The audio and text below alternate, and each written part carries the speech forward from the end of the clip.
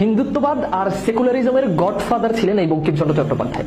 আমি দীর্ঘদিন বাংলা সাহিত্য পড়াচ্ছি, আবার আমি নিজেও একজন বাংলা সাহিত্যের শিক্ষার্থী, দীর্ঘদিন বাংলা সাহিত্য পড়েছি। তো বঙ্কিমচন্দ্রের মোটামুটি সব লেখাই আমার পড়া শেষ। আমি যেটা বুঝলাম যে বঙ্কিম একেবারে গোড়া ইসলাম বিদ্বেষী একজন লেখক ছিলেন। তো আমরা যদি দেখি তার বিভিন্ন লেখার মধ্যে তিনি নানাভাবে ইসলামকে ছোট করেছেন, ইসলাম ধর্মের প্রতি তার যে একটা চুলকানি ছিল, এটা একেবারে তার লেখায় স্পষ্টভাবে ফুটে ওঠে। তো বঙ্কিম একবার ঢাকায় এসেছিলেন। ঢাকা আসার পর ফিরে গিয়ে তিনি কলকাতায় গিয়ে বঙ্গদর্শন পত্রিকাতে লিখেছেন যে ঢাকায় গেলে তিনটা জিনিস চোখে পড়বে: এক, কাক; দুই, কুকুর; তিন, মুসলিম। ভাবা যায় এত বড় মানের একজন লেখক, তার মুসলিম বিদ্বেষী চিন্তা ভাবনা এমন, তার কথা বলার শব্দ চয়নটা এমন ছিল। এবং শুধু এটাই না, তার অনেক লেখার ভিতরে, যেমন আনন্দমঠ তার সবচেয়ে সমালোচিত একটা উপন্যাস ছিল।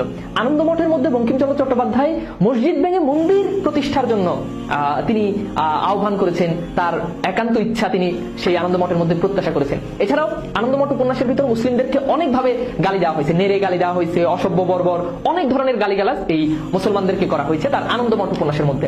তার যে কৃষ্ণকান্তের উইল যে উপন্যাসটা আছে, সেখানে দানিশ খা নামে একটা ক্যারেক্টার আছে। সেই দানিশ খা ক্যারেক্টারের মাধ্যমে তিনি যারা মুসলিম আছে এই মুসলিমদেরকে শুয়োর বলে তিনি গালি দিয়েছিলেন। তো তার অনেক এরকম আসলে বললে শেষ করা যাবে না।